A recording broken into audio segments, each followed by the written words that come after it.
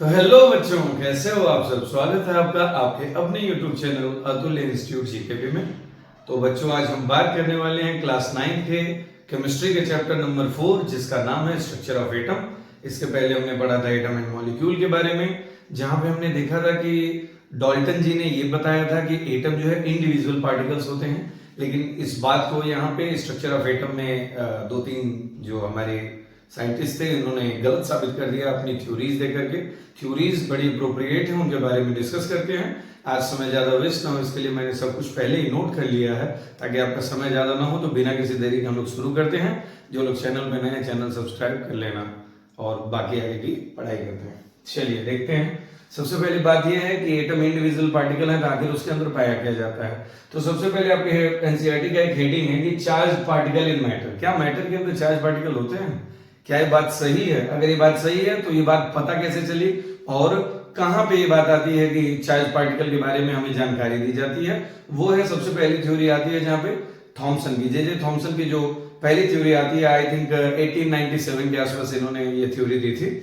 1897 में जब ये इन्होंने थ्योरी दी थी तो इन्होंने एक्सपेरिमेंट किया था, जैसे हम कैथोड रे एक्सपेरिमेंट या कैनाल रे एक्सपेरिमेंट, सॉरी कैनाल रे नहीं, कैथोड रे एक्सपेरिमेंट या फिर आपका डिस्चार्ज ट्यूब एक्सपेरिमेंट कहते हैं। ठीक है, तो अब डिस्चार्ज ट्यूब एक्सपेरिमेंट में इन्होंने क्या क्या लिया था उसके बारे में बात कर लेते हैं। वहां स्ट्रक्चर बना हुआ है, लेकिन पहले हम समझ लेते हैं।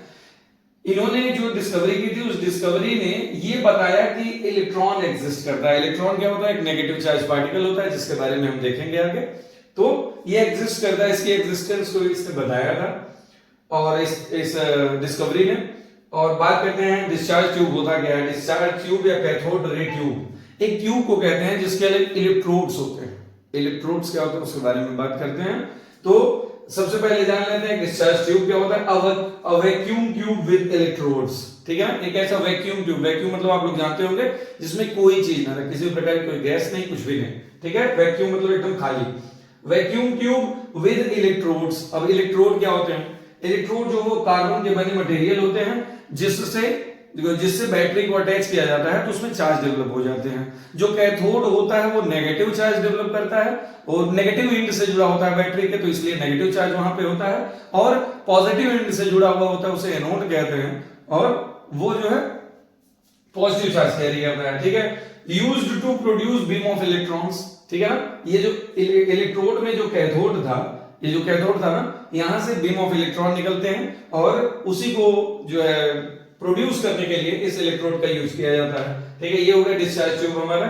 हाई वोल्टेज और लो प्रेशर रखा गया था। जब इन्होंने एक्सपेरिमेंट किया था तो इसके अंदर जो वोल्टेज दिया था इन्होंने, ये ध्यान है कि बैटरी लगी हुई है, नेगेटिव चार्ज से जो जुड़ा हुआ है ये कैथोड है, पॉजिटिव साइड से जो जुड़ा हुआ है एनोड है, बीच में यहाँ वोल्टेज जो कि हाई है। ठीक है, मैंने यहाँ पे नोट कर दिया है। हाई वोल्टेज रखा था और प्रेशर जो है इसके अंदर का प्रेशर जो था वो वेरी लो रखा था, बहुत कम रखा था। ये देखिए कैथोड रेज यहां से निकल रही है। जब बहुत इलेक्ट्रिसिटी बहुत ज्यादा मिली जब उसको, ठीक है ना, इस कैथोड को, और कैथोड का जब बैटरी से जो अटैचमेंट था वो बैटरी की वोल्टेज में जब हाई पे रखा गया, तो यहाँ पे क्या होता है कि कुछ रेज, कुछ रेडिएशन इनको निकलती हुई दिखाई देती हैं, जिनको इन्होंने नाम दे दिया कैथोड रे। ठीक है, और ये नेगेटिव चार्ज पार्टिकल्स थे जिन्हें बाद में चल के इलेक्ट्रॉन कह दिया गया। ठीक है, अब इससे हुआ क्या? Discovery proves that the atom are divisible and contain some sub atomic particles like electron. ठीक है ना, तो इस थ्योरी से, इस एक्सपेरिमेंट से इनको एक बात समझ में आ गई, इनको ही नहीं मतलब सारे जितने भी साइंटिस्ट लोग थे उनको एक बात समझ में आ गई कि एटम जो है वो डिविजिबल पार्टिकल है और ये डिवाइड होकर के उसमें मतलब कुछ ऐसे चार्जेस में डेवलप हो जाता है, कुछ चार्ज पार्टिकल्स उसके अंदर होते हैं, और ये जो चार्ज पार्टिकल होते हैं उनको यहां देखा जा सकता है इस एक्सपेरिमेंट में। यानी कि ये जो चार्ज निकल रहे हैं ये उसी एटम से निकल रहे हैं जो इलेक्ट्रोड में मौजूद हैं। उससे ये पता चल जाता है कि ये जो है डिविजिबल होते हैं, एटम जो है वो डिविजिबल होते हैं और इसके अंदर कुछ सब एटॉमिक पार्टिकल्स होते हैं, जैसे कि इलेक्ट्रॉन की डिस्कवरी यहाँ पे हुई थी। 1897 इसका आई थिंक एग्जैक्ट टाइम है, लेकिन आपके एनसीईआरटी में 1900 के आसपास दिया हुआ, अराउंड 1900, तो वो भी चीजें सही है। अब चलते हैं अगले एक्सपेरिमेंट की ओर। तो बच्चों, हमने इलेक्ट्रॉन की डिस्कवरी तो देख ली, तो अब हम शुरू करते हैं इलेक्ट्रॉन के बारे में कुछ बात जान लेते हैं, फिर हम प्रोटॉन की डिस्कवरी के बारे में देखेंगे। इलेक्ट्रॉन के बारे में बात करें तो इलेक्ट्रॉन जो होता है वो नेगेटिवली चार्ज सब एटॉमिक पार्टिकल होता है, जो ये पहली लाइन लिखी हुई है। उसके अलावा इलेक्ट्रॉन के ऊपर चार्ज कितना होता है, अगर इसकी बात करें तो यहाँ आपका दिया हुआ है कि इलेक्ट्रॉन के ऊपर चार्ज होता है -1.6 इंटू 10⁻⁻19 कूलम। कूलम जो है वो चार्ज का एसआई यूनिट होता है, तो इसको याद रखें।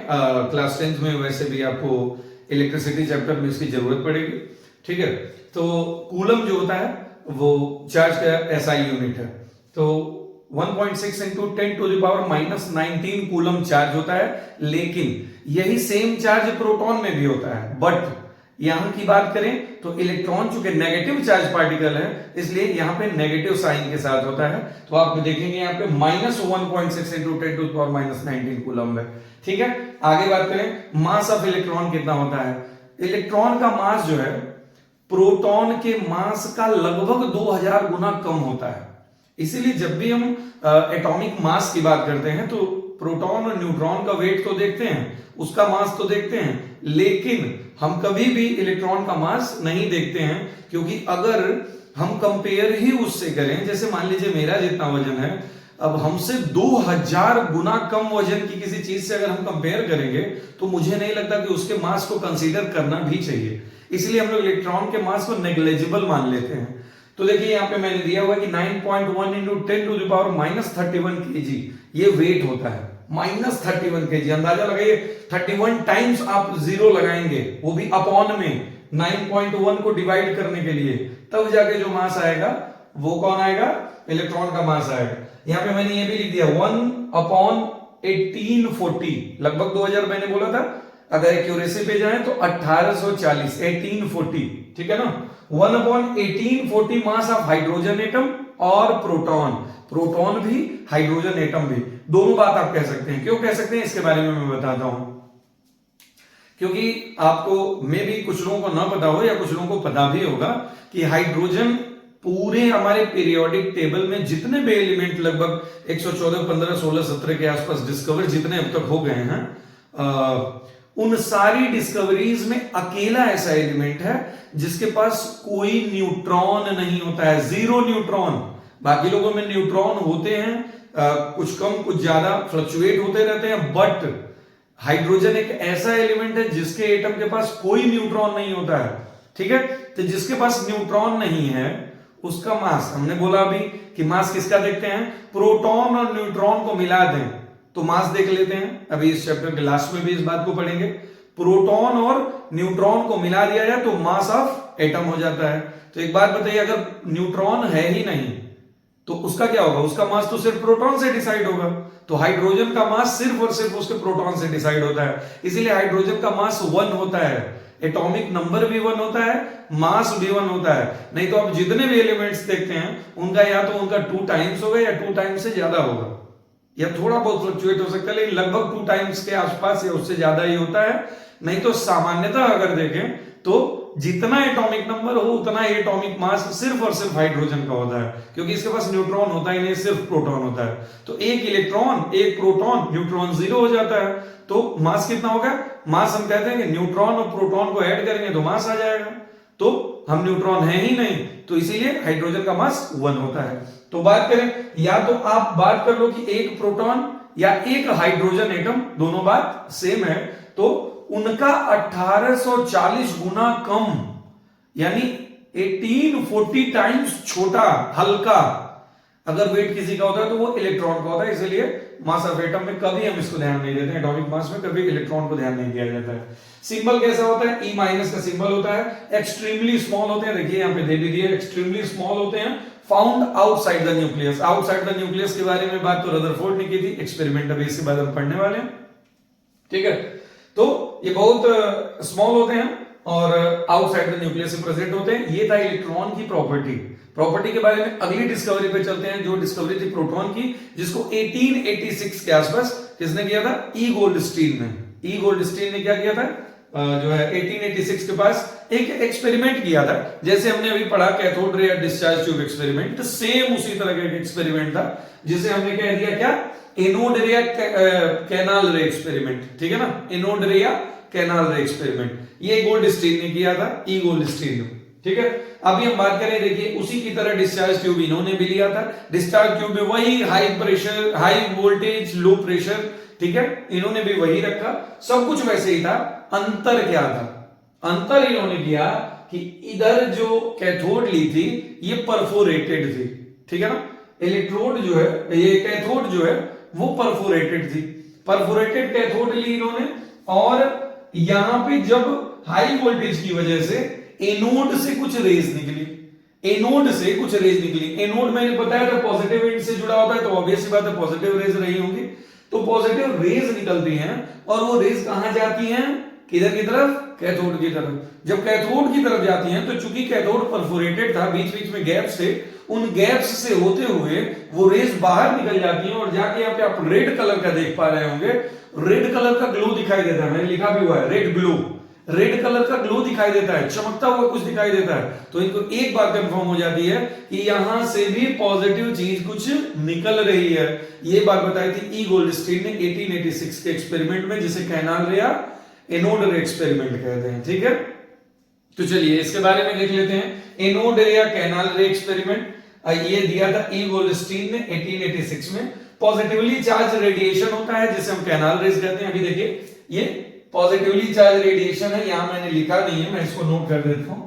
इसका नाम है कैनाल रे, कैनाल रे या एनोड रे, ठीक है। वो शायद मैं लिखना भूल गया था। तो ये कैनाल रे या एनोड रे थी, ठीक है।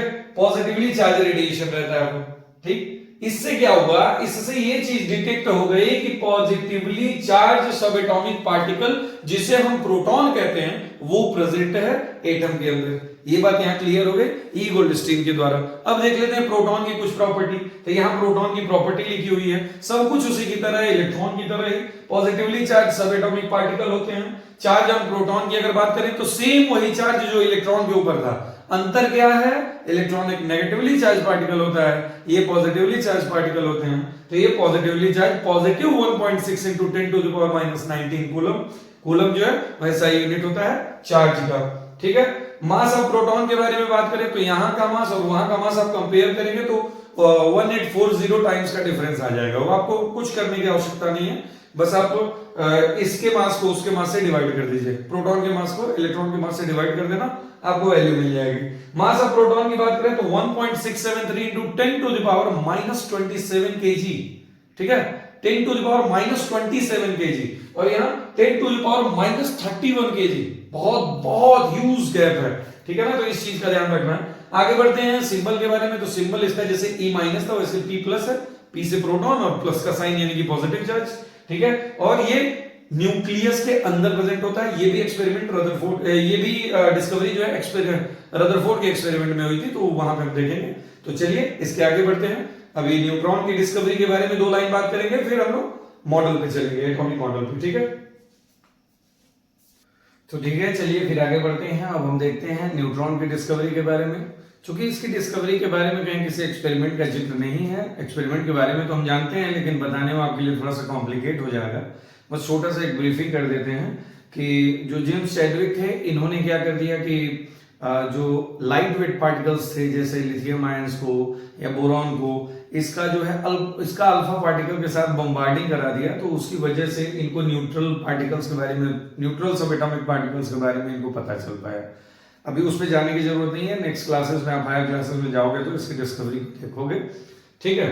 तो आगे बढ़ते हैं कि जेम्स चैडविक ने किया था 1932 में इसकी डिस्कवरी न्यूट्रॉन का। इन्होंने बताया था कि एक सब एटॉमिक पार्टिकल होता है जो कि न्यूट्रल होता है, ठीक है।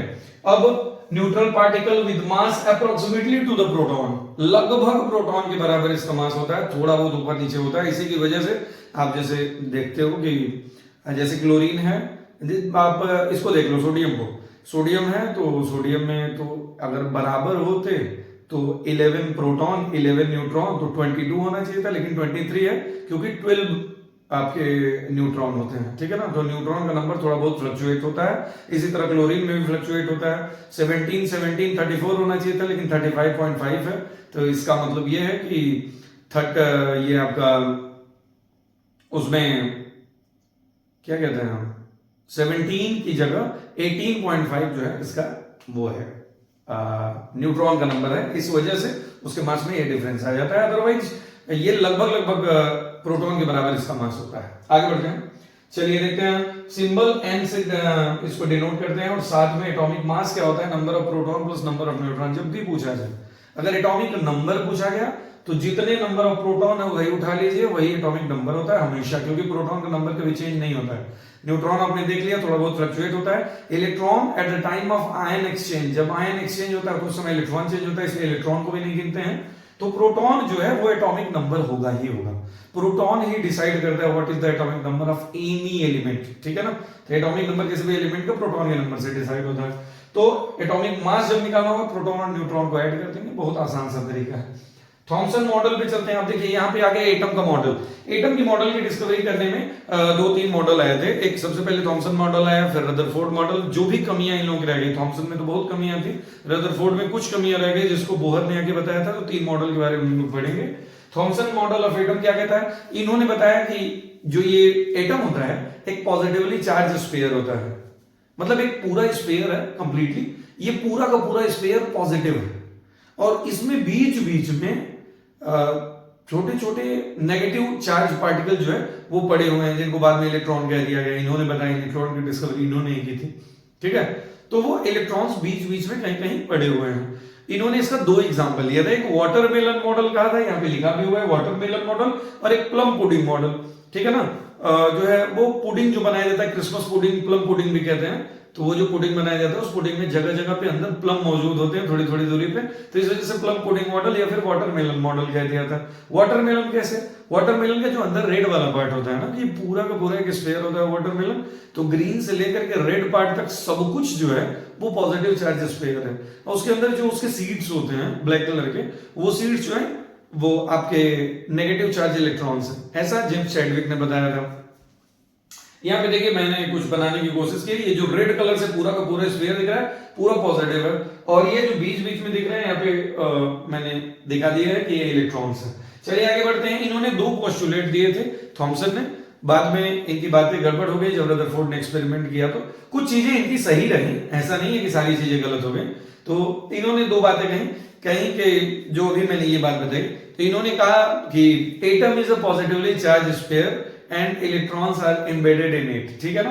तो इन्होंने कहा कि atom consist of positively charge sphere and the electrons embedded in it, इसमें धसे हुए होते हैं, एम्बेडेड रहते हैं, ठीक है। ऐसा बताया पहला, और यहाँ पे नंबर 2 लिखना था। नंबर 2 दो पोस्टुलेट दिए थे, मैंने पोस्टुलेट्स यहाँ पे डाल दिया है, ठीक है।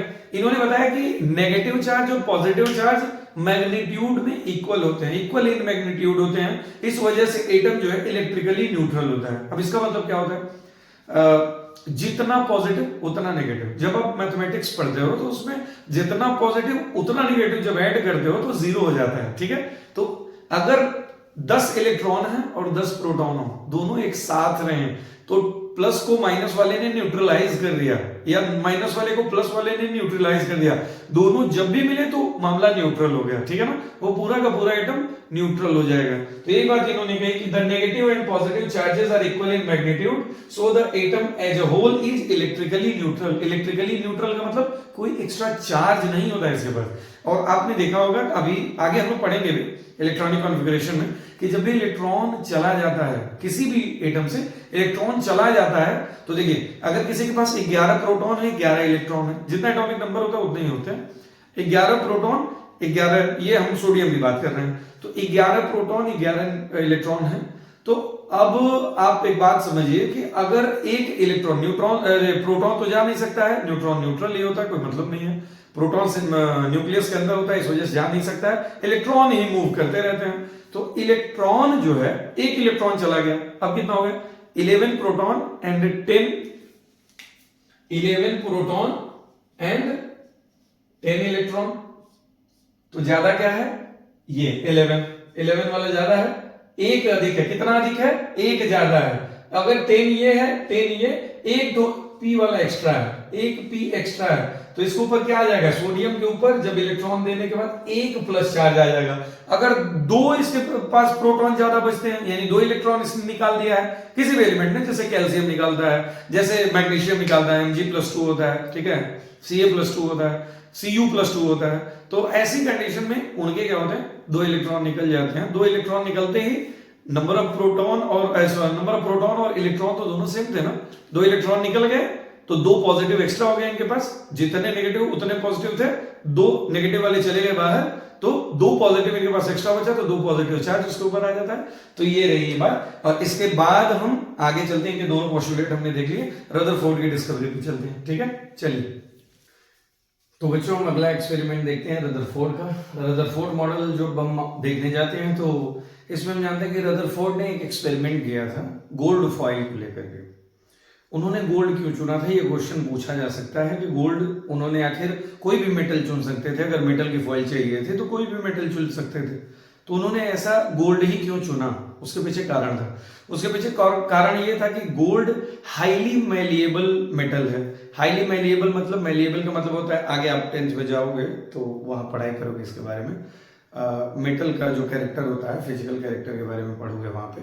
मैलिएबल का मतलब होता है जिसको थिन शीट में आप कन्वर्ट कर सको, इतनी पतली शीट कि मतलब जितना पतला मैक्सिमम लेवल पे हो जा सके उस लेवल तक पतली शीट पे उसको ले जा सकते हो। तो गोल्ड सबसे ज्यादा मैलिएबल था, इस वजह से इन्होंने गोल्ड चूज किया, ठीक है।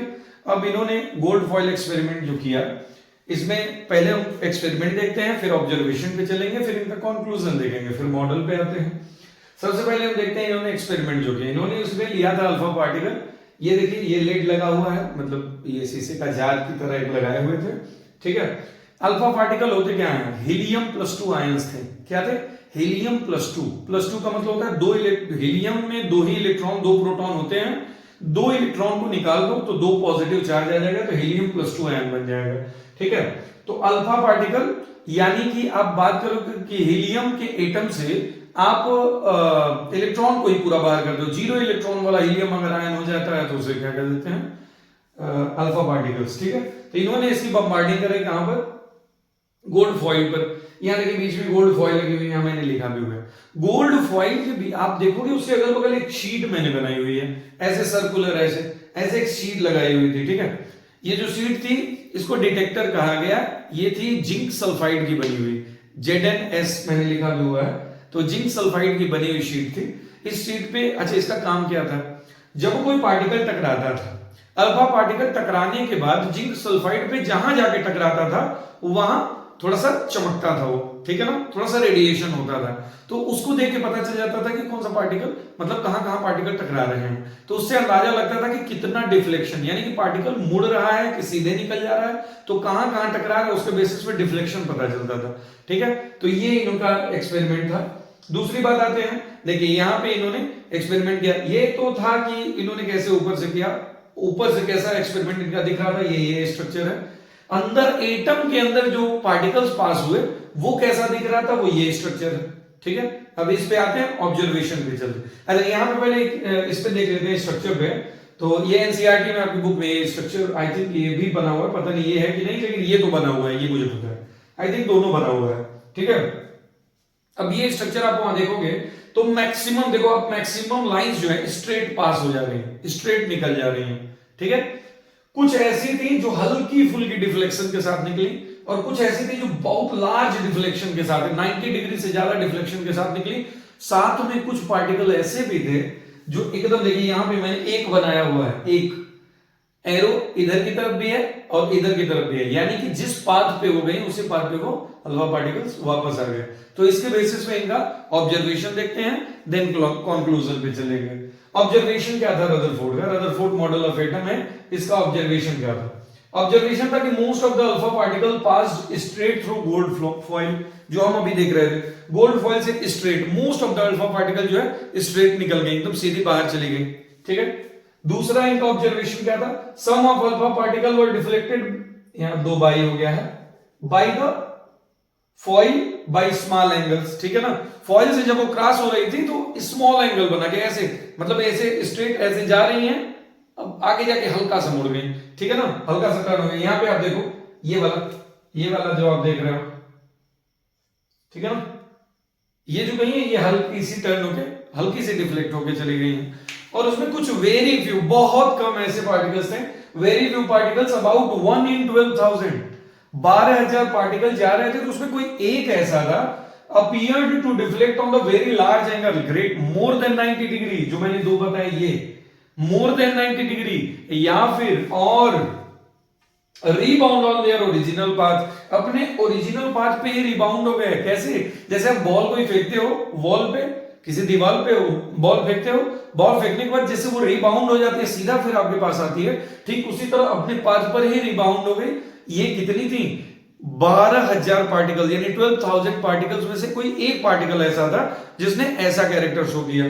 ठीक है, तो ये तीन इनके ऑब्जर्वेशन हो गए, मेन ऑब्जर्वेशन ये थे।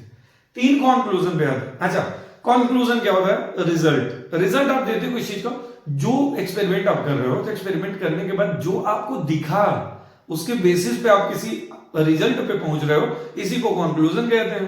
आगे बढ़ते हैं, तो इन्होंने पहला देखा था कि most of the alpha particle straight line में निकल जा रहे थे, तो उसके बेसिस पे इन्होंने कहा कि most of the space inside the atom is empty. खाली। खाली क्यों? खाली इसलिए क्योंकि अगर आप इस चीज को समझो कि कोई भी जगह अगर खाली है, आप अगर रोड पे जा रहे हो, तो रोड खाली है तो आप इजीली चले जाओगे, जितनी स्पीड से जाना एकदम सीधे सीधे निकल जाओगे। लेकिन जब रोड थोड़ा सा रश रहता है तो क्या होता है? ऐसे ऐसे करके निकलना पड़ता है। तो वैसे हल्का फुल्का टर्न के साथ निकली। और अगर रोड जैम हो गया, आपके पास कोई ऑप्शन ही नहीं है जाने का, अब क्या करते हो? वापस अपने घर का रास्ता पकड़ते हो, या फिर कुछ पीछे से अगर कोई दूसरा रास्ता रहता है तो उस रास्ते निकल जाते हो। यही होता है। ठीक वही काम अल्फा पार्टिकल ने भी किया। अभी आप देखो, मोस्ट ऑफ द स्पेस जो इनसाइड द एटम था वो खाली था। इन्होंने खाली क्यों कहा? क्योंकि most of the alpha particle जो है वो स्ट्रेट निकल गए। देखिए यहां पे लिखा हुआ है, because most of the alpha particle pass without any deflection, कोई डिफ्लेक्शन ही नहीं हुआ, एकदम सीधे निकल गए। दूसरी बात पे आते हैं कि दूसरा इनका ऑब्जर्वेशन क्या था? Some of alpha particle deflected by foil by small angle, small angle से कुछ ऐसे थे।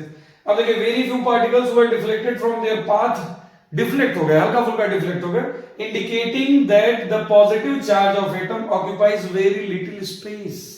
अच्छा, एक चीज समझिए, अल्फा पार्टिकल कैसा आयन था? +2 आयन, ठीक है ना। आपको पता होगा कि ऑपोजिट चार्जेस हमेशा अट्रैक्ट करते हैं, तो अगर ये +2 आयन है तो ये रिपेल होगा ना पॉजिटिव चार्ज से, पॉजिटिव चार्ज से रिपेल होगा। अब पॉजिटिव चार्ज जो है न्यूक्लियस में था, हमको पता है कि न्यूक्लियस के अंदर, यहां पता नहीं था अभी तक, यहीं से पता चला, न्यूक्लियस की डिस्कवरी ही यहीं रदरफोर्ड मॉडल से ही हुई। ठीक है, तो अब जो है ये +2 आयन जो था वो जब गया तो जैसे ही वो पॉजिटिव चार्ज के पास जा रहा था वैसे डिफ्लेक्ट कर जा रहा था, घूम जा रहा था, रिपेल हो जा रहा था, उससे अपना डायरेक्शन चेंज कर ले रहा था। तो एक चीज समझ में आई कि चूंकि बहुत कम ऐसे पार्टिकल थे ना जो डिफ्लेक्ट कर रहे थे हल्का फुल्का, तो कम पार्टिकल होने का मतलब था कि पॉजिटिव चार्ज उस पूरे एटम में बहुत छोटी सी जगह में है। जब छोटी सी जगह में था, ढेर सारे पार्टिकल गुजरे, कोई एक आध पार्टिकल उसमें से घूम गया, यानी कि वो बहुत छोटी सी जगह में है। तो इन्होंने कहा कि very few particles were deflected from their path, indicating that, क्या इंडिकेट कर रहा है? The positive charge of atom occupies very little space. Atom के अंदर बहुत छोटा सा स्पेस ऑक्यूपाई कर रहा है, कौन? Positive charge. इस वजह से बहुत कम पार्टिकल जो है डिफ्लेक्ट हो गए। तीसरा इनका ऑब्जर्वेशन क्या था? Very few particle 1 in 12,000 appear to deflect on very large angle greater than 90 degree और रीबाउंड बैक टू देयर अपना ओरिजिनल पाथ। ठीक है ना, ओरिजिनल पाथ से वापस रिबाउंड हो गए। इसके बेसिस पे इन्होंने क्या कहा? A very small fraction of alpha particle were deflected by 180 degree, 180 मतलब जिस पे जा रहे हैं उसी पे वापस, ठीक है, by 180 degree, indicating that all the charge and mass of gold atom were concentrated in very small volume। इसका मतलब क्या हुआ? इन्होंने ये कहा कि जो छोटे से वॉल्यूम में सारा का सारा चार्ज और एटम का मास उसी में कंसंट्रेटेड रहता है, उस पे जब डायरेक्ट कोलिजन हुआ, यहां पे आप देखो डायरेक्ट कोलिजन, यानी कि जिसको इन्होंने न्यूक्लियस कहा, जब न्यूक्लियस पे डायरेक्ट कोलिजन हुआ अल्फा पार्टिकल्स का, तो वो रिबाउंस हो गई, रिबाउंड बैक हो गई अपने पाथ पे, ठीक है ना, बाउंस बैक हो गई, सॉरी रिबाउंड हो गई या बाउंस बैक हो गई अपने पाथ पे, ठीक है ना। तो ये था इनका ऑब्जर्वेशन, मेनली ये 3 ऑब्जर्वेशन थे, मे भी आपकी बुक में कुछ और भी दिए हो सकते हैं, लेकिन एनसीईआरटी के बेसिस पे 3 ऑब्जर्वेशन मेन है और यहीं से इनका मॉडल जो आता है। तो मॉडल में तो कुछ चीजें वैसे ही थी, एटम इलेक्ट्रिकली न्यूट्रल होता है। अभी इनकी इस एक्सपेरिमेंट के बाद कुछ डिस्कवरी आ जाती है। अभी हम मॉडल देखेंगे, मॉडल देखने के बाद हम आगे बढ़ेंगे रदरफोर्ड मॉडल के बाद फिर बोहर मॉडल पे चलेंगे, क्योंकि इनके कुछ ड्रॉबैक थे, वही आगे हम देखेंगे। और उसके बाद रदरफोर्ड मॉडल पे चलेंगे, सॉरी रदरफोर्ड तो हो गया, बोहर मॉडल पे चलेंगे। बोहर मॉडल पे चलने के बाद वहां से निकलेंगे तो आगे बढ़ के एटॉमिक मास, एटॉमिक नंबर, उन सबको देखते हुए आगे बढ़ जाएंगे। ठीक है, चलिए आगे बढ़ते हैं। ठीक है बच्चों, तो अब हम देखते हैं रदरफोर्ड मॉडल के बारे में। थोड़ा सा टेढ़ा हो गया लिखने में, तो उसके लिए सॉरी, थोड़ा मैनेज करिएगा। ठीक है, तो रदरफोर्ड मॉडल की बात करें अगर हम, तो रदरफोर्ड ने ये जो एक्सपेरिमेंट किया था जिसमें उन्होंने अपने ऑब्जर्वेशन के बेसिस पे कंक्लूजन्स दिए थे, उसके बेसिस पे इन्होंने कुछ बातें कही जो एटम के लिए बहुत ही इंपॉर्टेंट थी। और एटम का मॉडल, चूंकि जितने लोग भी थे ये सब लोग एटम के मॉडल को डिस्क्राइब कर रहे थे कि आखिर एटम होता कैसा होगा, अगर इसमें सब एटॉमिक पार्टिकल हैं तो वो कैसे अरेंज होते होंगे, इसके बारे में ये लोग बता रहे थे। तो रदरफोर्ड के मॉडल की बात करें अगर हम, तो इन्होंने बताया कि the positively charge centre in an atom called the nucleus. ठीक है, अभी थोड़ी देर पहले हम लोग इस बारे में, जस्ट पहले इसके टॉपिक के हम लोग बात कर रहे थे कि जो पॉजिटिवली जो एक बहुत ही स्मॉल सा पोर्शन था जो पॉजिटिवली चार्ज कैरी कर रहा था, अप्रोक्सीमेटली ऑल द मास भी जो है उस एटम का उसी न्यूक्लियस के अंदर ही था, तो उसको इन्होंने न्यूक्लियस नाम दे दिया था। अभी मैंने बोला भी था कि न्यूक्लियस की डिस्कवरी ही रदरफोर्ड के मॉडल से हुई। ठीक है, तो इन्होंने कहा था कि the positively charge centre in an atom is called nucleus, nearly all the mass of an atom resides in the nucleus. अभी जो बात कर रहे थे कि लगभग सारा मास उस एटम का उस न्यूक्लियस के अंदर ही होता है। क्यों होता है, बाद में हमको पता भी चला कि न्यूट्रॉन और प्रोटॉन, इन्हीं दोनों से मास डिसाइड होता है। और ये मास, ये दोनों को जैसे ही ऐड होते हैं, और ये होते कहां दोनों के दोनों न्यूक्लियस होते हैं, सिर्फ इलेक्ट्रॉन बाहर घूम रहा होता है। ठीक है, आगे बढ़ते हैं। Electrons revolve around the nucleus in the circular path. ये बात इन्होंने कही थी कि इलेक्ट्रॉन जो है रिवॉल्व करते हैं, अपने जो भी एक्सपेरिमेंट इन्होंने किया था उसके बेसिस पे। The size of nucleus is very small as compare to size of atom. Atom के साइज से अगर कंपेयर किया जाए तो न्यूक्लियस का जो साइज था वो बहुत स्मॉल था, वेरी स्मॉल था। और अगर हम उसका नंबर दें आपको, तो लगभग 10 to the power 5 times less than size of atom।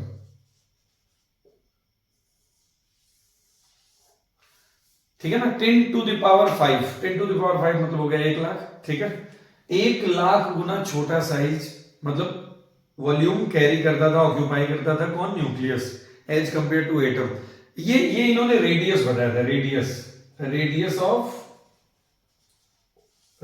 Of nucleus, जो भी इन्होंने एक्सपेरिमेंट किया था तो उसके बेसिस पे इन्होंने बताया था कि न्यूक्लियस का जो रेडियस होता है वो एटम के रेडियस से 1 लाख गुना छोटा होता है। तो ऑब्वियस सी बात है, कितना छोटा होगा अंदाजा लगा सकते हैं।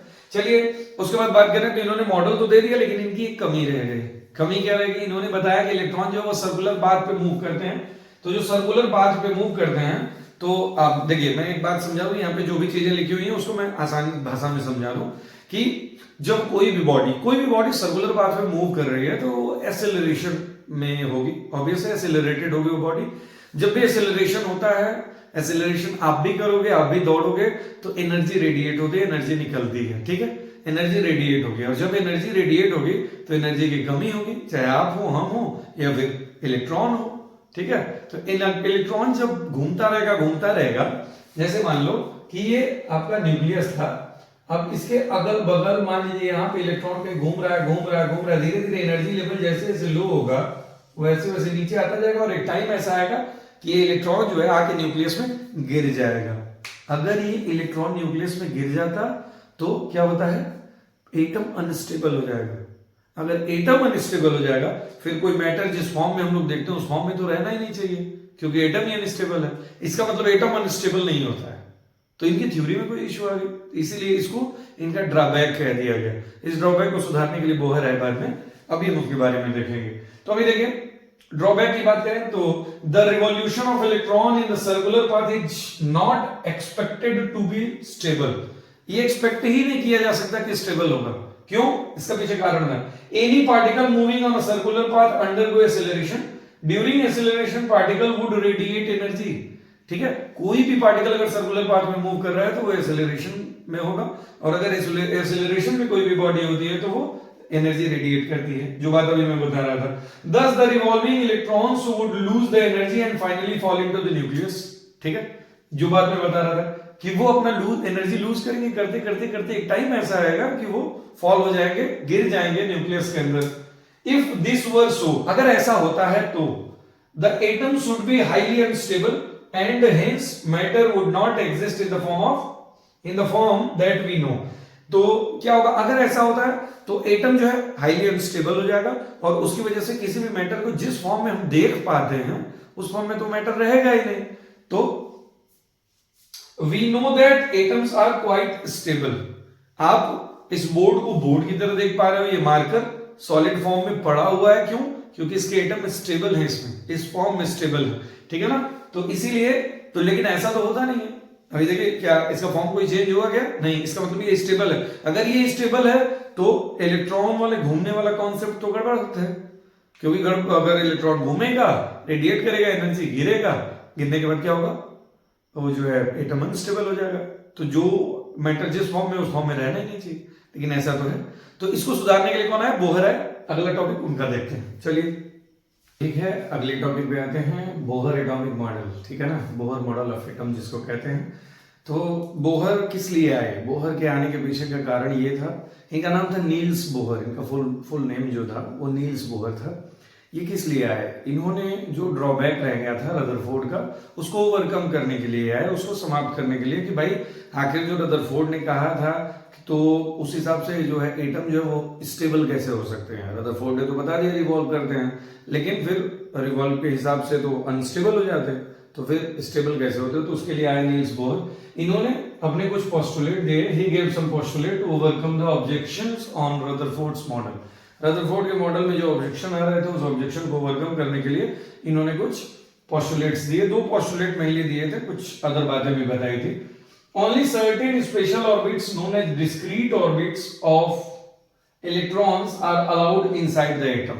ठीक है ना, उन्होंने कहा कि कुछ ऑर्बिट होते हैं जो एटम के अंदर होते हैं, एटम के अंदर पाए जाते हैं या एटम के अंदर अलाउ होते हैं। वो कुछ ऑर्बिट जो होते हैं उन्हें डिस्क्रीट ऑर्बिट कहते हैं। डिस्क्रीट मतलब छिपा हुआ, जो दिखे ना, या फिर आप इमेजिनरी कह सकते हो। वाकई में ऐसे कोई ऑर्बिट होते नहीं है, ये बस एक इमेजिनेशन की तरह है। ठीक है, वो दिखने वाले नहीं है। जैसे कि कोई ऑर्बिट हमको, जैसे मान लीजिए सन है, सन के अराउंड में अगर अर्थ घूम रही है, वो अपने एक ऑर्बिट में घूम रही है, लेकिन हमने उस ऑर्बिट का कोई पाथ किसी को दिखाई नहीं देता है। ठीक है ना, बस एक ऑर्बिट में वो घूम रही होती है। ठीक उसी तरह इलेक्ट्रॉन भी एक अपने ऑर्बिट में या शेल में घूम रहे होते हैं और इनकी कोई एनर्जी उसमें रेडिएट नहीं होती। ये बात इन्होंने बताई थी कि ये पहली बात जो इन्होंने कही थी कि कुछ सर्टेन ऑर्बिट्स होते हैं जिन्हें हम डिस्क्रीट ऑर्बिट कहते हैं, वो प्रेजेंट होते हैं, वो अलाउ होते हैं किसी एटम के अंदर। आगे बात करें, while revolving the discrete orbit electron do not radiate energy. ठीक है, इस डिस्क्रीट ऑर्बिट में घूमते समय इलेक्ट्रॉन एनर्जी रेडिएट नहीं करता है। द ऑर्बिट्स और सेल कॉल्ड एनर्जी लेवल्स। इन्हीं ऑर्बिट और सेल को एनर्जी लेवल्स भी कहते हैं। अच्छा, एनर्जी लेवल की बात कर लें।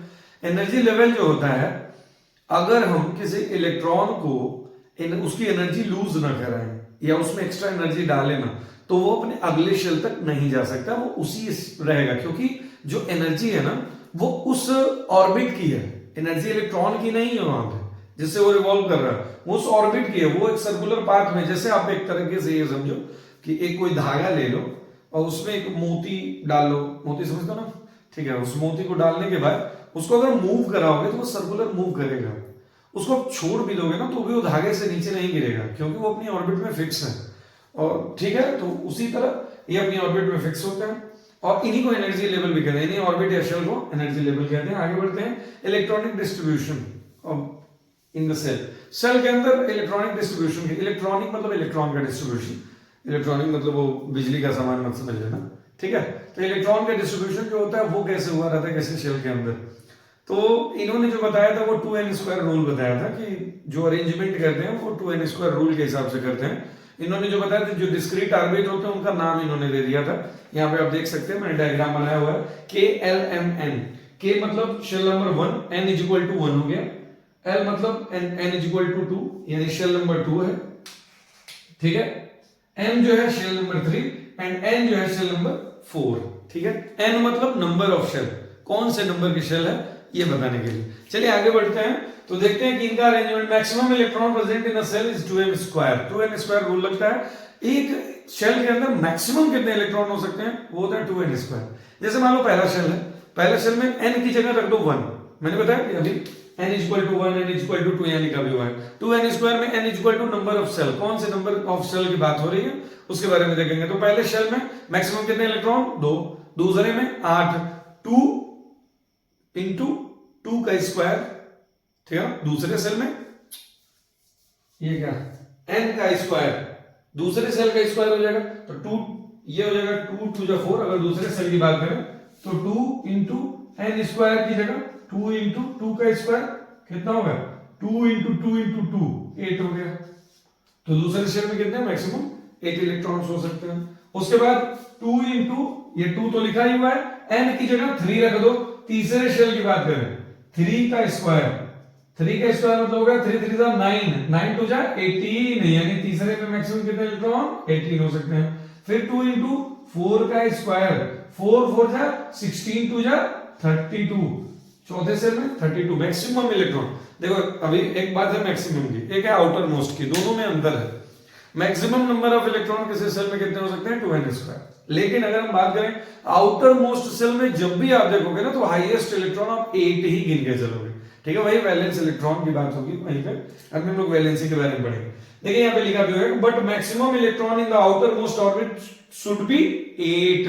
Maximum number of electron outer most की जब भी बात होगी तो 8 ही हो सकता है, उससे ज्यादा नहीं हो सकता है। Electrons are accommodated in a given cell unless inner cell are filled। जब तक ये इनर वाली सेल फुलफिल नहीं हो जाती है तब तक ये अगले में नहीं जा सकते इलेक्ट्रॉन्स।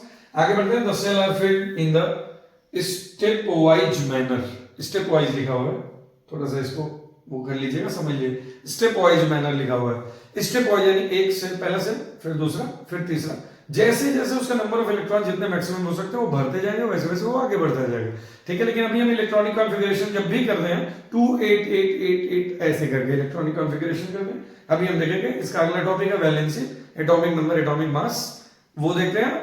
आइसोटोप आइसोबार करके चैप्टर एंड करते हैं, ठीक है। चलिए ठीक है, तो चलिए अगले टॉपिक पे चलते हैं जो है हमारी वैलेंसी। वैलेंसी होती क्या है, valency is the combining capacity of an atom, ठीक है। किसी भी एटम की जो कंबाइनिंग कैपेसिटी होती है उसे हम वैलेंसी कहते हैं, ठीक है। कंबाइनिंग कैपेसिटी,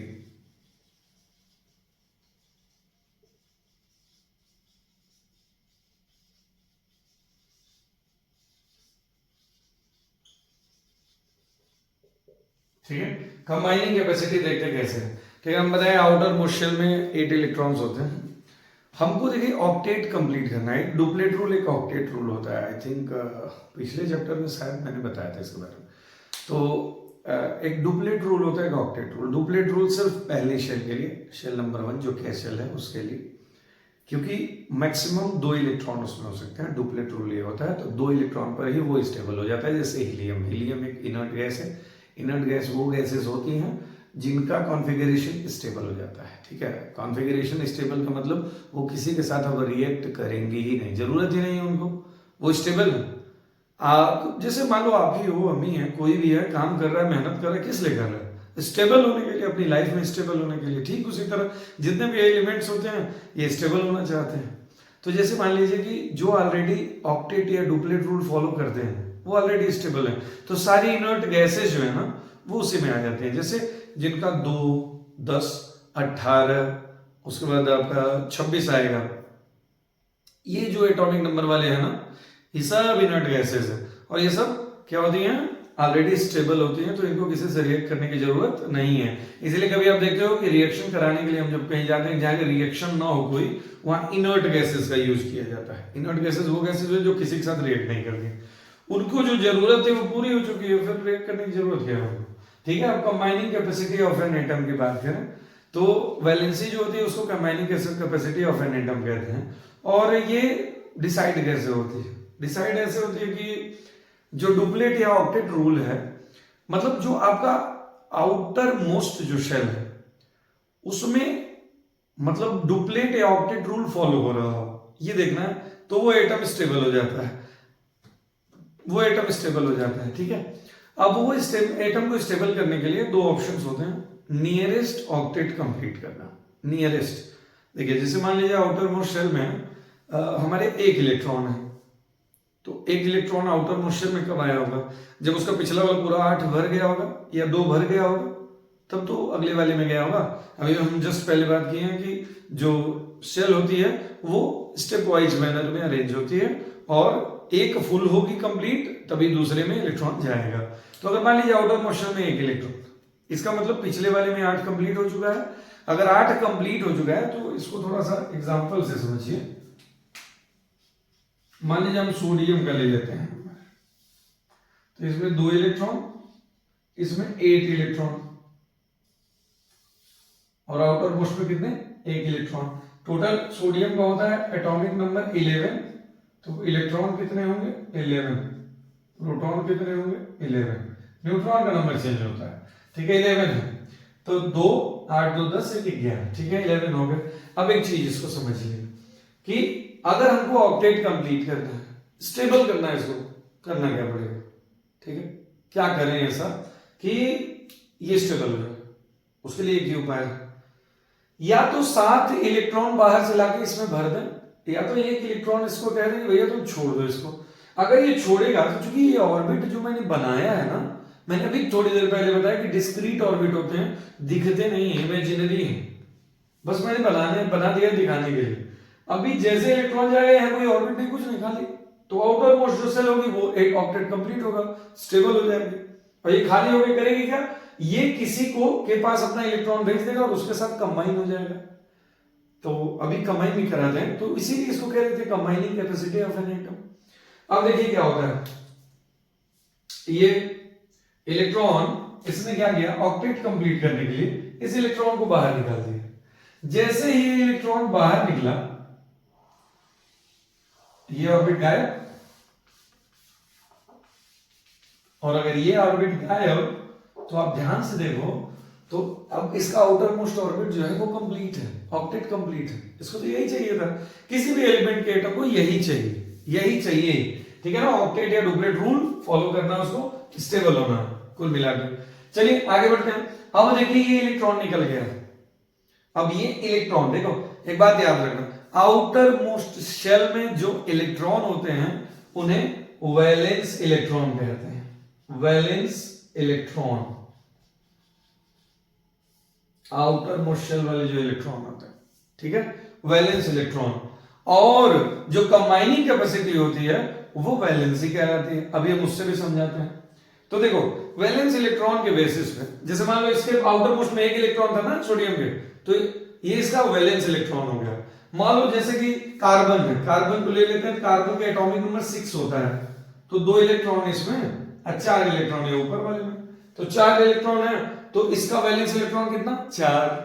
ठीक है, किसी और को ले लेते हैं, 2 इलेक्ट्रॉन पहले वाले में, दूसरे वाले में मान लो 7 इलेक्ट्रॉन है, कौन है 7 वाला, फ्लोरीन है। ठीक है, तो 9 नंबर ऑफ इलेक्ट्रॉन 9 हो गए ना, एटॉमिक नंबर 9 किसका होता है, फ्लोरीन का होता है। चलो फ्लोरीन की बात करें तो फ्लोरीन जो है, अब इसके वैलेंस इलेक्ट्रॉन कितने हुए 7। जो आउटर मोस्ट शेल में जितने इलेक्ट्रॉन होते हैं वो वैलेंस इलेक्ट्रॉन हो जाते हैं। ठीक है, इसके वैलेंस इलेक्ट्रॉन 7 हो गए, इसके 1 हो गए, और इसके ये आपके जो है 4 हो गए। ठीक है, ये चीज समझ में आ गई। ठीक है, आगे बढ़ते हैं। अगर कोई डाउट होगा तो आप कमेंट करके बता देना, मैं उसको रिजॉल्व करा दूंगा। ठीक है, अभी बात करते हैं कि ये वैलेंस इलेक्ट्रॉन हो गया, तो फिर वैलेंसी क्या होती है। बहुत आसान से है कि अगर वैलेंस इलेक्ट्रॉन 1 2 और 3 हैं जो कि मेटल्स के होते हैं, तो वही उसके वैलेंसी है। आप समझो, अभी मैंने बताया कि 1 इलेक्ट्रॉन इसके आउटर मोस्ट में था, आउटर मोस्ट में अगर 1 इलेक्ट्रॉन है तो भैया वो एक किसी को दे के उसके साथ कंबाइन कर लेगा। मैंने अभी बताया, एक ये दे के कंबाइन कर लेगा। जैसे एग्जांपल के तौर पे ले लो, सोडियम का 11 होता है, तो 2 8 1 आउटर मोस्ट में 1 इलेक्ट्रॉन है, और क्लोरीन का 17 होता है, तो 2, 8 और 7। अब एक बात बताओ, क्लोरीन में 7 इलेक्ट्रॉन निकालना आसान है या एक ले लेना? एक ले लेना आसान है, बहुत सीधी सी बात है। तो एक ये ले लेगा, किससे? Na से ले लिया, इसका भी ऑक्टेट कंप्लीट हो गया नियरेस्ट, और इसका भी ऑक्टेट हो गया। जैसे ही दिया एक, वैसे ये एक इलेक्ट्रॉन जाते ही इसका भी आउटर मोस्ट में देखो ऑक्टेट कंप्लीट हो गया, और इसका भी ऑक्टेट कंप्लीट हो गया। अब बताओ भैया, इसमें क्या हुआ? क्लोरीन के ऊपर एक माइनस चार्ज आ गया। क्या गया? एक माइनस चार्ज। माइनस चार्ज क्यों आता है? देखो, क्लोरीन के 17 इलेक्ट्रॉन थे, 17 प्रोटॉन थे, ये पहले से थे, एक इलेक्ट्रॉन बढ़ गया। हम बताएं कि atom is electrically neutral. Atom neutral जब होता है तो एक इलेक्ट्रॉन अगर बढ़ जाएगा तो एक नेगेटिव चार्ज भी तो बढ़ गया ना, तो वही एक नेगेटिव चार्ज आ जाता है। सोडियम के पास 11 इलेक्ट्रॉन थे, 11 प्रोटॉन थे, उसने 11 इलेक्ट्रॉन निकाल, उस 11 इलेक्ट्रॉन में से एक इलेक्ट्रॉन निकाल दिया, यहां 10 इलेक्ट्रॉन बचे, और इसके पास 11 प्रोटॉन है और 10 इलेक्ट्रॉन है, तो एक कौन सा चार्ज इसके ऊपर आ जाएगा? इसके पास 17 इलेक्ट्रॉन है, सॉरी प्रोटॉन है, 18 इलेक्ट्रॉन है। क्या कर रहा हूं मैं? ठीक है, 17 प्रोटॉन है, 18 इलेक्ट्रॉन है, एक इलेक्ट्रॉन एक्स्ट्रा है। न्यूट्रल से एक ज्यादा है माइनस वाला, तो एक माइनस चार्ज आ गया। न्यूट्रल से एक ज्यादा है प्लस वाला, तो एक प्लस चार्ज आ गया। सोडियम के ऊपर Na प्लस हो जाता है। अब ये प्लस और माइनस चार्ज की वजह से आयन जनरेट हो जाते हैं। आप आगे पढ़ोगे, अगले 10th में पढ़ोगे, आयंस जनरेट हो जाते हैं, और आयंस जनरेट होने के बाद ये दोनों एक दूसरे से कंबाइन हो जाते हैं, आयनिक बॉन्ड बना लेते हैं, और फाइनली क्या बनता है आपका? NaCl, जो नमक आप खाते हो। ठीक है, तो ये अपना एक इलेक्ट्रॉन दे के बना लिया, ये एक इलेक्ट्रॉन लेके। कुल मिला के कोई स्टेबल होना है, वो दे करके खुश है, वो एक इलेक्ट्रॉन लेकर के खुश है, ये दोनों प्रसन्न है और कंबाइन हो गए। अब वही एक, जिस एक की कमी की वजह से Cl, एक की कमी की वजह से Cl कहीं बॉन्ड नहीं बना पा रहा था, जैसे वो एक मिला ये स्टेबल हो गया, सॉरी स्टेबल नहीं हो पा रहा था, जैसे मिला ये स्टेबल हो गया, और जैसे ही एक दिया वैसे Na स्टेबल हो गया। वो एक क्या है? चाहे वो सोडियम हो चाहे क्लोरीन, दोनों के लिए वो एक क्या है? वैलेंसी है। तो आप याद रखो बस इस बात को कि जितने भी ऐसे एलिमेंट्स होते हैं, जितने भी, इसको आप चाहो तो नोट कर लो, स्क्रीनशॉट ले लो, जितने भी ऐसे एलिमेंट्स होते हैं जो कि, एलिमेंट कौन से? जो कि आउटर मोस्ट में, जिसके आउटर मोस्ट शेल में 1, 2 या 3 इलेक्ट्रॉन्स अगर हैं, तो उसे क्या कहेंगे? यही इसकी, ये क्या है? ये वैलेंस इलेक्ट्रॉन है। क्या है?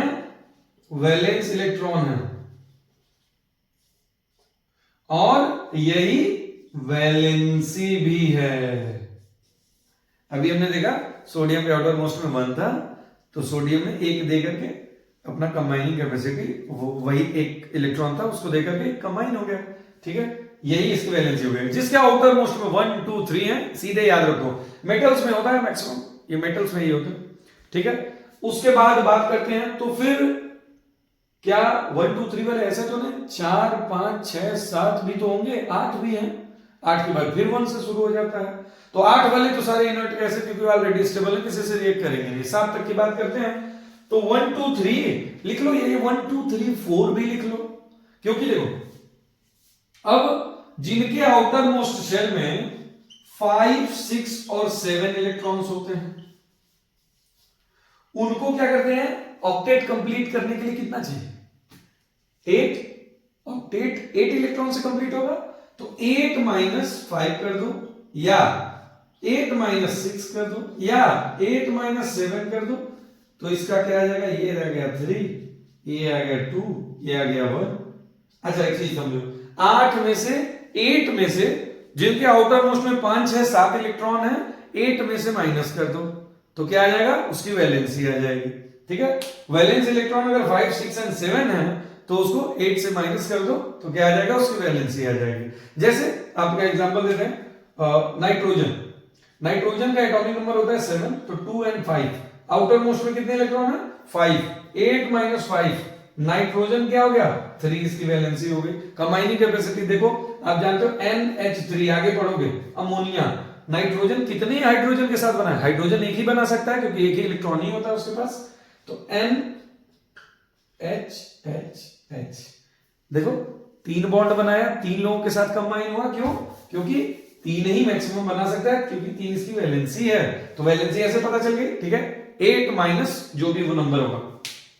अब आप आओ देखो, तो आउटर मोस्ट शेल में 1 2 3 इलेक्ट्रॉन होंगे तो वही उसकी वैलेंसी होगी। 5 6 7 होंगे तो 8 में से माइनस करो। अगर 4 होंगे तो या तो माइनस कर लो या तो वैसे ही रख दो, तब भी 4 ही आएगा। 8 में से माइनस करोगे तो भी 4 ही आएगा, 4 रख दोगे तो भी 4 ही आएगा। तो ये सबकी वैलेंसी हो गई। यहाँ पे आपको वैलेंसी का कॉन्सेप्ट क्लियर होता है, ठीक है। जो डाउट रहेगा आप बता देना, वीडियो बहुत ज्यादा लंबी हो जा रही है, इस वजह से मैं कोशिश कर रहा हूं कि कम शब्दों में समझाने का प्रयास करूं।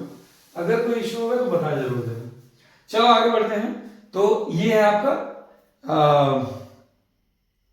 एटॉमिक नंबर और atomic mass. Atomic number atomic mass की बात करें तो atomic number atomic mass, mass number भी कहते हैं। एटॉमिक मास को मास नंबर भी कहते हैं, mass number, atomic number and mass number, ठीक है। अच्छा, एटॉमिक नंबर को डिनोट करते हैं किससे? किससे डिनोट करते हैं भाई? देखो, सिंबल जो होता है किसी भी एलिमेंट का, जो सिंबल होता है उसे हम जेड से डिनोट करते हैं। किससे? सॉरी, एक्स से, एक्स से डिनोट करते हैं। और जेड इसका एटॉमिक नंबर होता है और ए जो है एटॉमिक मास होता है, ठीक है। अब देखो, बात करते हैं एटॉमिक नंबर के बारे में। एटॉमिक नंबर होता क्या है? किसी भी एलिमेंट के एटम में, किसी भी एटम में जितने नंबर ऑफ प्रोटॉन होते हैं वही उसका एटॉमिक नंबर होता है। थोड़ी देर पहले मैंने वो बताया था। तो जितने नंबर ऑफ एटम है उतने जितने नंबर ऑफ प्रोटॉन है वही उसका एटॉमिक नंबर है। क्लियर? अगर मास नंबर की बात करें तो number of proton plus number of neutron दोनों कर दोगे, मास नंबर आ जाएगा। क्लियर है? ये बात समझ गए। ये x कैसे लिखते हैं? मान लो कार्बन है, कार्बन यहां C लिखेंगे, ठीक है। एटॉमिक नंबर 6 होता है, एटॉमिक मास 12 होता है, ऐसे लिखते हैं। एटॉमिक मास ऐसे डिनोट करते हैं, ठीक है ना। सिंबल क्या होता है? एलिमेंट का सिंबल, जो भी एलिमेंट है उसका सिंबल x होता है। एटॉमिक नंबर का सिंबल जो है Z होता है, और एटॉमिक मास का सिंबल A होता है, या मास नंबर का। मास नंबर एटॉमिक मास दोनों सेम बात है, ठीक है। आगे बढ़े, इसको कैसे समझे? नंबर ऑफ प्रोटॉन जो होता है वही, ठीक है। सिंबल इसका क्या है? A है, सॉरी Z है। एटॉमिक मास या मास नंबर की बात करें तो ये होगा number of proton plus number of neutron, ये हो जाएगा। और इसका सिंबल क्या होगा? A। क्लियर है? दोनों लेफ्ट साइड में ही लिखते हैं एलिमेंट का नाम लिखने के बाद। क्लियर? कोई दिक्कत होगी, डाउट होगा, क्वेश्चन पूछ लेना आप, ठीक है। अब लास्ट टॉपिक पे आते हैं इस चैप्टर के, जिसका नाम है आइसोटोप्स एंड आइसोबार्स। ये होते क्या है? आइसोटोप्स एंड आइसोबार्स, ठीक है। आइसोटोप्स की बात करें, देखिए डाल्टन ने जब बताया, डाल्टन की एटॉमिक थ्योरी को जब हम उसका ड्रॉबैक बता रहे थे तो उसमें मैंने ये बात कह दी थी कि आइसोटोप्स एंड आइसोबार जो थे, इन्होंने डाल्टन के रूल्स को गलत कर दिया। क्यों? डाल्टन ने ये कहा था कि mass of same element, atoms of same element have mass and chemical properties, similar chemical properties. जैसे उन्होंने कहा था कार्बन का एटम है, कार्बन का एक एटम होगा तो कार्बन के 100 एटम हो, सबका मास बराबर होगा, सबका जो केमिकल फिजिकल प्रॉपर्टी होगी वो बराबर होगी। लेकिन ऐसा नहीं हुआ, आइसोटोप्स आ गए। फिर उन्होंने कहा था atom of different elements have different mass and chemical and physical properties. तो अब वो भी गलत हो गया। क्यों? क्योंकि आइसोबार्स आ गए। तो आइसोटोप्स क्या होते हैं? कोई भी element, atoms of elements having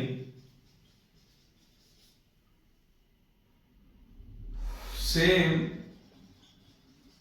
atomic number but different atomic mass, ठीक है। Same atomic number different atomic mass. Carbon का भी हम चर्चा कर रहे थे, कार्बन 6 12 6 14 भी होता है, ठीक है। ये हो गया। हम लोग क्लोरीन की बात करें, क्लोरीन जो है, सबसे पहले हाइड्रोजन को देख लेते हैं। हाइड्रोजन जो होता है 1H1 1H2 1H3, हाई इसको कहते हैं प्रोटियम, प्रोटियम इसको कहते हैं ड्यूटेरियम और इसको कहते हैं ट्राइटियम, ठीक है। तीन तरह के हाइड्रोजन होते हैं। क्योंकि हम 1H1 वाले को ही लेते हैं, हमेशा प्रोटियम वाले पोर्शन को ही लेते हैं। देखो आइसोटोप्स में क्या है कि कुछ मात्रा में, ऐसा नहीं कि ये कोई अलग नहीं है, ये भी पाए गए हैं, ये भी हमारे अर्थ से पाए गए हैं, लेकिन ये बहुत कम मात्रा में पाए जाते हैं। आइसोटोप्स जो होते हैं वो कम मात्रा में पाए जाते हैं। मेन वाला एक ही हम लोग लेके चलते हैं, क्योंकि वो ज्यादा मात्रा में, जो सबसे अधिक मात्रा में पाए जाते हैं उसी को हम मेन मानते हैं, बाकी जो अदर बचे वो आइसोटोप्स होते हैं, ठीक है। अभी क्लोरीन की बात करें तो क्लोरीन का एटॉमिक मास 35.5 होता है, इसका 17 होता है। एक क्लोरीन ऐसा भी है 17 है, लेकिन 37 है इसका पास, ठीक है। तो ये होगा आइसोटोप्स के एग्जांपल। इसके कुछ यूजेस होते हैं या एप्लीकेशंस कह लो, उसके बारे में मैं अभी बता दूंगा। पहले मैं आइसोबार पे चलता हूं। आइसोबार क्या होते हैं? Atoms of elements having different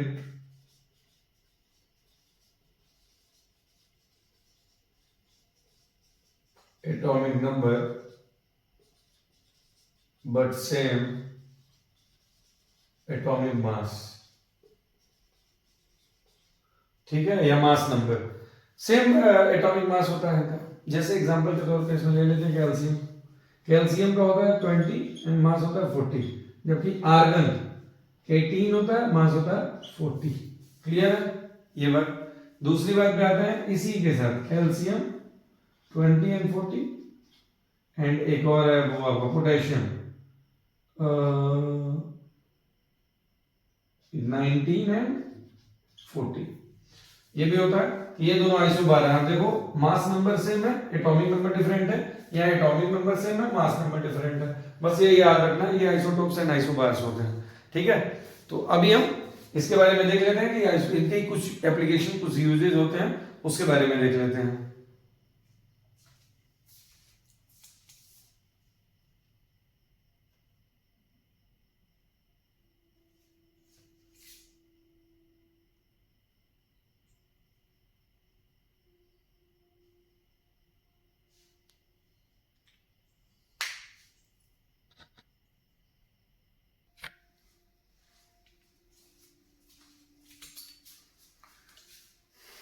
ठीक है, तो यूजेस की बात करते हैं। अब यूजेस में देखते हैं कि एक एलिमेंट होता है यूरेनियम, ठीक है, यूरेनियम यू से डिनोट करते हैं, और इसका सामान्यतः जो है वो एटॉमिक नंबर होता है 235, ठीक है, 235। और जो इसका आइसोटोप होता है उसका मास होता है, तो एटॉमिक नंबर तो दोनों के सेम होते हैं, तो उसको बड़ा कोई लिखने की आवश्यकता है नहीं। 238 U238, ये देखो मास इसका 3 ज्यादा है यूरेनियम। अब ये क्या होता है? यूज्ड एज फ्यूल इन, कहां पे? न्यूक्लियर रिएक्टर, ठीक है। पहला हो गया आइसोटोप। दूसरा आयोडीन,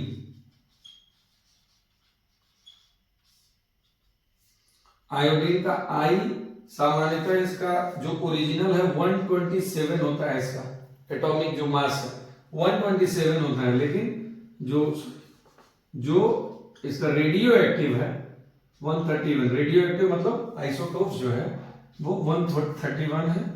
और 131 क्या करता है? ये यूज होता है, used in treatment of goitre. Goitre समझते हो? ग्वाइटर मतलब होता है यहाँ पे गला फूल जाता है, थायरोक्सिन हार्मोन की वजह से होता है, जिनके अंदर जो है आयोडीन की कमी होती है, ठीक है ना। तो आयोडीन का ही यूज करके उसका इलाज किया जाता है, ठीक। और तीसरा है कोबाल्ट, कोबाल्ट CO। इसका देखिए 58.9 या 59 कह लीजिए, इसका 59 होता है सामान्यतः, इसका भी 26.9 होता है, तो इसका 59 होता है कोबाल्ट का, लेकिन कोबाल्ट का एक 60 वाला भी होता है और इसका यूज किया जाता है, use in radiotherapy, radiotherapy to treat cancer, cancer को ट्रीट करने में रेडियोथेरेपी में हेल्प करता है, ये यूज किया जाता है। ठीक है, तो ये सारी चीजों में आइसोटोप फाइनली ये चैप्टर एंड होता है। बहुत लंबा हो गया, लेकिन चलिए कोशिश करते हैं जो मैक्सिमम हम लोग कर पाए किए। बाकी अभी मैं 1 मिनट आपको दिखा दूं जरा, अभी मैं इसलिए दिखाना चाह रहा हूं, अभी आप टाइम देखो, सुबह के 6:06 हो रहे हैं। 16 तारीख आज है संडे, सुबह के 6:06 आप देख सकते हो। हमारे में 24 घंटे की टाइमिंग है, 24 आवर की टाइमिंग सेट रहती है। तो अभी 6:06 हो रहे हैं और जो है मैं अभी तक सोया नहीं हूँ, ये बनाने के चक्कर में मतलब लगा हुआ था, 2 बजे रात से ही मैं कोशिश कर रहा हूँ, उसका प्रयास कर रहा हूँ। तो आप लोग जब इसको पढ़ेंगे और पूरा पढ़ के अच्छे से क्वेश्चन को सॉल्व करेंगे, एग्जाम में अच्छे नंबर लाएंगे, तो उससे ये मेरी जितनी मेहनत है ना वो सब सही हो जाएगी, सब सफल हो जाएगी। मेरा काम बस इतना सा है कि मैं आप लोगों के लिए जो मैक्सिमम कर पाऊँ वो करूँ, मैं प्रयास यही करूँगा। और आप लोग उन मतलब मेरी उस मेहनत को थोड़ी सी वैल्यू अगर करेंगे तो उसमें जाके पढ़ेंगे और खूब मेहनत करिएगा, ताकि एग्जाम में बेस्ट से बेस्ट जो हो सकता है वो आप करें। और मैं अपनी तरफ से पूरी कोशिश करूंगा, अभी और भी चैप्टर्स के 1 शॉट लाने की कोशिश करता हूँ और लाने की। बहुत सारे एग्जाम्स, बहुत सारे स्कूल्स में एग्जाम पता नहीं हो गए हैं शायद, बहुत सारे में अभी बाकी हैं, तो मैं कोशिश करता हूँ जो हो सकता है मैक्सिमम। बाकी अगर जो चैनल पे नए हैं, चैनल को सब्सक्राइब करके बेल आइकन प्रेस कर दीजिएगा, ताकि हमारी नई वीडियोस की नोटिफिकेशन आपको मिलती रहे। वीडियो अच्छी लगे तो लाइक बटन जरूर दबाएं, और वीडियो कैसी लगी कमेंट करके जरूर बताएं। कोई कमी रह गई हो तो जरूर सुधार के लिए आप हमको कमेंट में बता सकते हैं, या फिर कोई सुझाव देना हो, या फिर कोई क्वेश्चन पूछना हो, या किसी नए टॉपिक पे वीडियो चाहिए तो उसके लिए भी कमेंट कर सकते हैं। और अपने दोस्तों में शेयर करें ताकि ज़्यादा से ज़्यादा लोग इस वीडियो से फायदे में आए। तब तक के लिए थैंक यू सो मच, मिलते हैं नेक्स्ट वीडियो में।